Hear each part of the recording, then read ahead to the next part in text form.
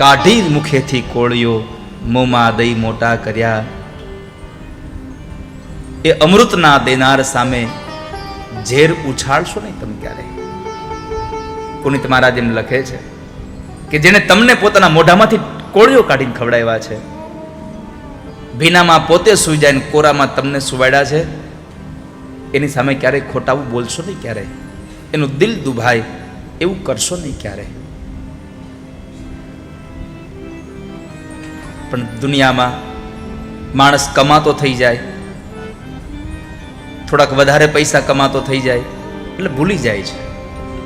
પણ એક વાત કહું, પુનિત મહારાજે બહુ સુંદર વાક્ય લખ્યું છે. લાખો કમાતા હો ભલે, પણ મા બાપ જે નાનો ઠર્યા. લાખો કમાતા ભલે, પણ મા બાપ જે નાનો ઠર્યા. મા બાપ જે નાનો ઠર્યા. એ લાખ નહીં બધી રાખ છે, એ માનવું ભૂલશો નહીં.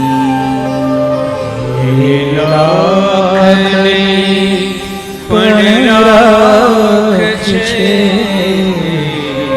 માનવો ભૂલશો નહીં. ભૂલો ભલે બીજું બધું, મા બાપને ભૂલશો નહીં. ભૂલો ભલે બીજું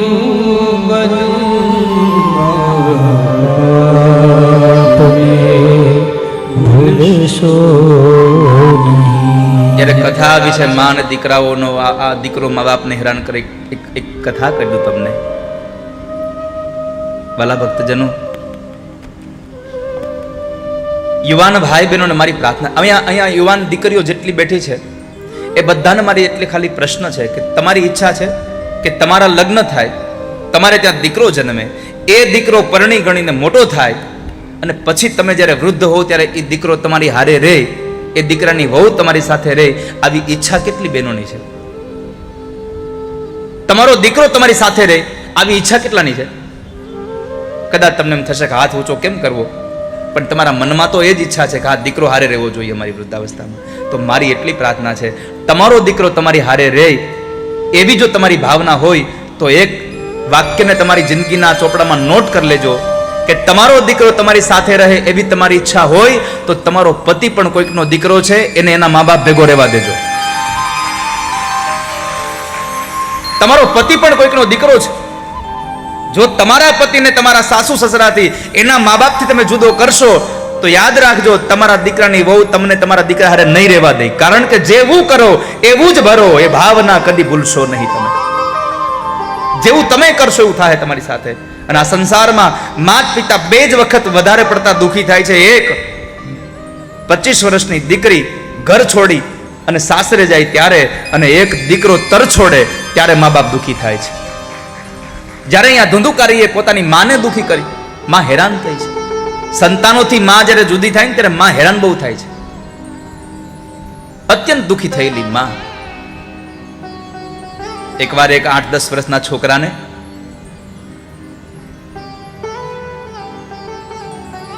પોતાના પતિથી, પોતાના બાળકોને સાથે લઈને પોતાના પતિથી જુદું થઈને રહેવું પડે ને તો હજી સ્ત્રી જીવન એકદમ આમ ખુમારીથી જીવી લે, પણ પોતાના બાળકોથી જુદું રહેવું પડે ત્યારે એ મા બાપ ભાંગી જાય છે. એક 8-10 વર્ષના દીકરાને એક પતિ પત્ની મેળામાં લઈ ગયા અને મેળામાં એટલું બધું માનવ મહેરામણ હતું કે ખબર ન રહી એમ દીકરો ખોવાઈ ગયો. દીકરો ખોવાઈ ગયો એટલે જે પત્ની હતી અત્યંત રડે છે દીકરા માટે. 2-4 કલાકનો સમય વયો ગયો, દીકરો મળતો નથી. પાણી નથી પીતી માં. હો, એનો પતિ એને સમજાવે છે, તું પાણી તો પી લે, હમણાં આપણને મળી જશે દીકરો. પાણીનું એક ટીપું પણ મોઢામાં ન નાખ્યું. આંખમાંથી આંસુની ધાર બંધ ન થાય. માથાના વાળ વિખરાઈ ગયા, આંખો સોજી ગઈ, ખંભા ઉપરથી સાડીનો છેડો પડી જાય, ખબર ન રહે. આટલી હેરાન થઈ માં. એક બુદ્ધિશાળી માણસે આ પતિ પત્ની કીધું, એક કામ કરો, આટલા મોટા મેળામાં તમને એમ દીકરો નહીં મળે. તમે જ્યાંથી આ મેળાનું આયોજન થયું, જ્યાં મંચ છે ને, ત્યાં તમે જાઓ અને ત્યાંથી માઇકમાં એનાઉન્સમેન્ટ કરાવો કે અમારો દીકરો ખોવાઈ ગયો છે, એને આવા કલરના કપડાં પહેર્યા છે, કોઈને મળ્યો હોય તો અહીંયા સ્ટેજ પાસે આપી જાઓ, તો તમને દીકરો મળી જશે. એટલે પત્નીનો હાથ પકડી અને એ પતિ એને લઈ જાય છે. માં હૃદય હતું, ચારેય બાજુ જોવે છે. જોતા જોતા ક્યાંય દીકરો મળતો નથી. સ્ટેજ પાસે આવીને એક ખૂણામાં ટેકો દઈને માં રડે છે. ઓલા યુવાન પુરુષે જઈને એલા આયોજકોને કહ્યું, ભાઈ અમને એનાઉન્સમેન્ટ કરી આપો ને, અમારો દીકરો ખોવાઈ ગયો છે અને મારી પત્ની પાગલ બની ગઈ. જો હમણાં હવે 2-4 કલાક હવે નહીં મળે ને, તો મને લાગે છે કે મારી આ પત્ની ગાંડી થઈ જશે, એના દીકરાના વિયોગમાં ગાંડી થઈ જશે. એનાઉન્સમેન્ટ કરી આપ્યું. થોડી વારમાં એક યુવાન એક 10 વર્ષના દીકરાને તેડીને લઈ આવે છે. ઘટના એ જોવા જેવી હતી. અહીંયા માં એમ કે છે, મને મારો દીકરો લઈ આવી દો, મને મારો દીકરો લઈ આવી દો. ઓલો બાળક જે રડતો હતો, એને જેને મળ્યો તો, એ બાએ એ યુવાને કહ્યું કે હાલ તને હું રમકડા લઈ દઉં. તો એ 10 વર્ષના દીકરાએ કીધું કે મારે રમકડા નહીં, મને મારી માં જોઈએ છે, મને મારી માં પાસે જવું છે. એ યુવાન બાળકને, રડતા બાળકને લઈને આવે છે. એ માં કરે છે. અહીંયા માં એના દીકરાને યાદ કરી રહી છે. આવીને જ્યારે જુએ છે દીકરો છે, એટલે પતિએ, એ દીકરાના બાપે એ બાળકને તેડી અને એની પત્ની પાસે લઈને કહ્યું, લે આપણો દીકરો મળી ગયો આપણને, હવે તું એ રડવાનું બંધ કરી દે.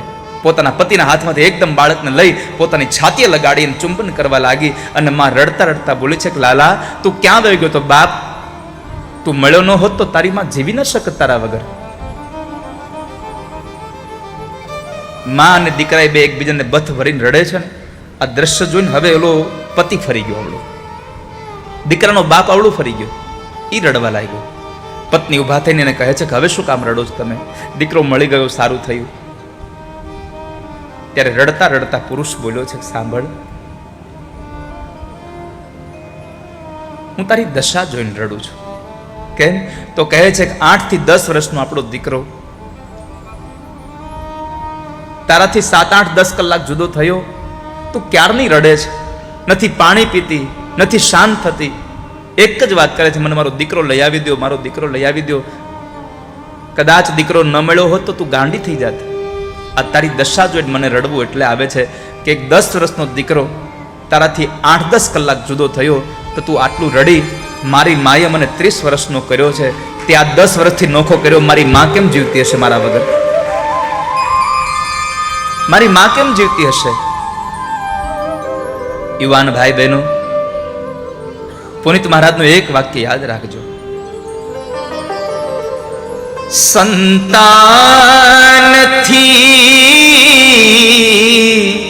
સેવા ચહો, સંતાન છો સેવા કરો.